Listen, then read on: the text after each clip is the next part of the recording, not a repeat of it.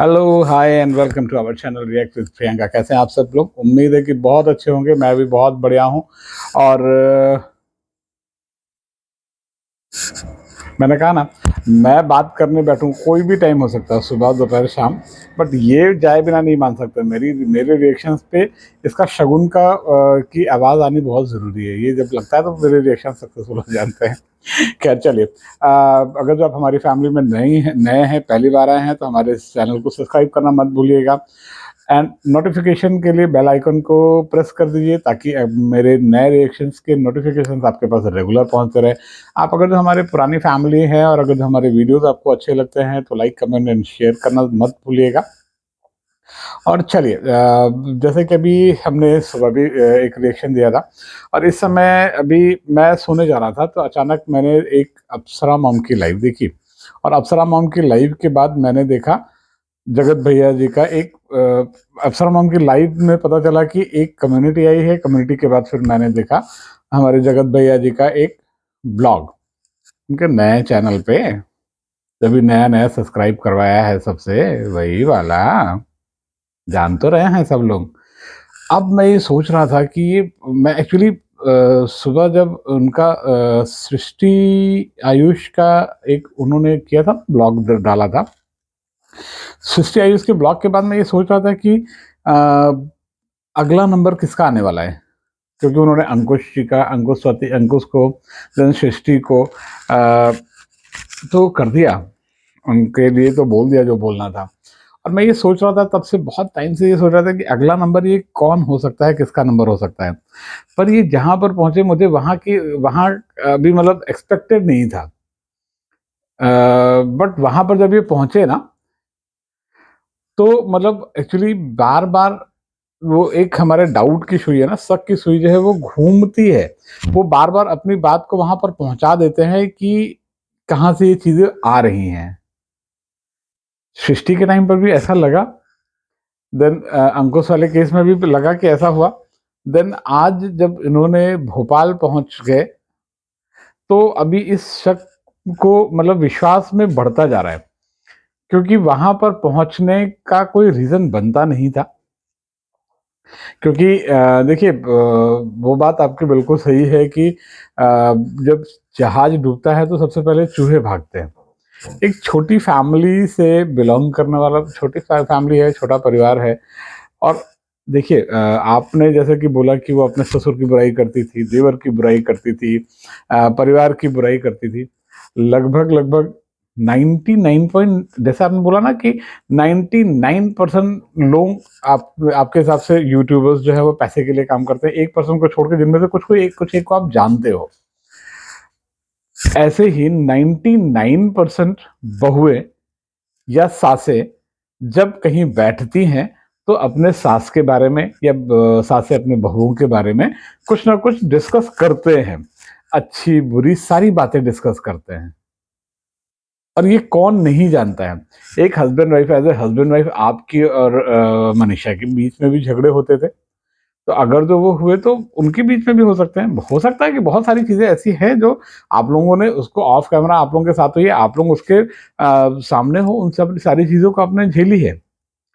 But आज उस चीज को डिफेम करने के लिए आपके माइंड में कैसे आ गया? आज उनका पर्दाफाश करने के लिए अचानक आपके मन में कैसे आ गया कि आज पर्दाफाश करेंगे?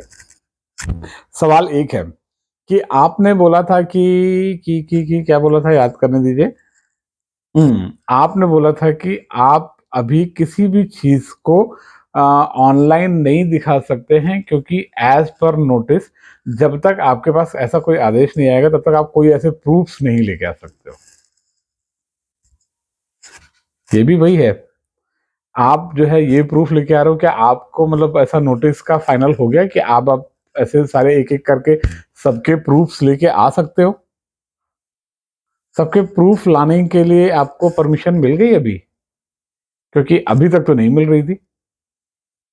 आप एक चीज सोचिए कि आप कह रहे हो कि आप अपनी ही बातों को पलट देते हो, आप अपनी ही बातों से मुकर जाते हो।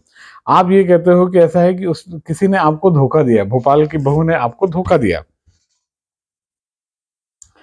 पर आप पर कितना विश्वास किया ये पता है? और ये भी आपने अब इसी अपने ही ब्लॉग में साबित भी किया कि उसने आप पर विश्वास भी बहुत किया। जैसे आप कह रहे हो मैं प्रूफ दूँ, मैं प्रूफ दूँ, मैं प्रूफ दूँ, मैं प्रूफ दूँ। एक बंदी जिससे जिस चैनल के थ्रू उसकी इनकम जनरेट हो रही है, उस चैनल की लॉगिन आपके पास है। यानी कि वो उसकी कमाई का ज़रिया जहाँ जिसे जिसे मालूम है कि आप उसके कमाई को बंद कर सकते हो, आप उसके चैनल को ख़त्म कर सकते हो, उस चैनल को के उस एक विश्वास के साथ उस चैनल की आईडी आपके पास है ना? और उस चैनल का आईडी पासवर्ड आपके पास है। क्या ये इससे बड़ा सबूत आपको क्या चाहिए कि आप पर एक विश्वास भी था उसको? और आज आप बात कर रहे हो कि आप उनको जो है वो उनका पर्दाफ़ाश करेंगे, क्योंकि आपकी डिफेमिंग हुई है इसलिए आप सबको उनका पर्दाफ़ाश करेंगे, क्योंकि वो आपके बारे में बोल रहे हैं इसलिए आपका पर्दाफ़ाश करेंगे। हम अपनी गलतियों को छुपाना चाहते हैं, इसलिए सामने वाले की गलती को बड़ा कर दो, तो मेरी गलती छोटी हो जाएगी। 2 लाइन 1 लाइन छोटी 2 लाइनें हैं, 1 लाइन उस लाइन को छोटा करना है तो बगल में एक बड़ी लाइन खींच दो, तो ये बड़ी लाइन छोटी दिखने लगेगी।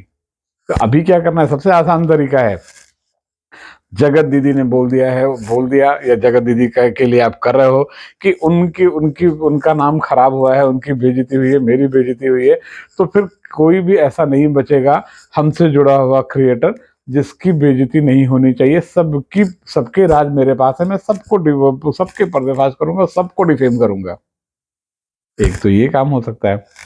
तो सबसे आसान यही है कि उन लोगों को लाके उनको कंट्रोवर्सीज उनके लाके उनके पर्दे-फाश कर देते हैं। लोग उधर उलझ जाएँगे, इधर से लोगों को फुर्सत मिल जाएगी, इधर के बारे में आपके बारे में डिस्कस करना बंद कर देंगे।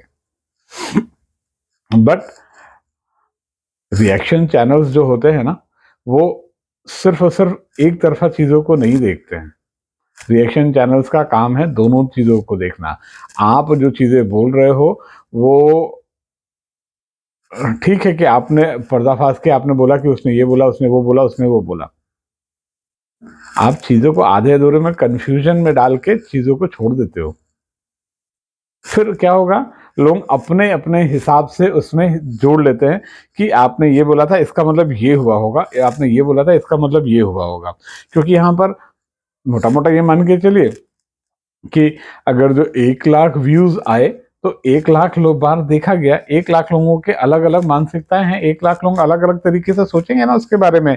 जो आपने बोला कि ये ऐसा हो सकता है या वो वैसा हो सकता है।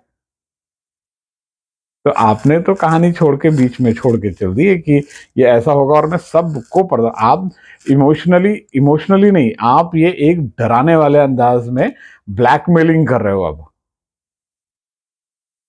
ये ब्लैकमेलिंग, इमोशनली ब्लैकमेलिंग कहाँ से आ रही है?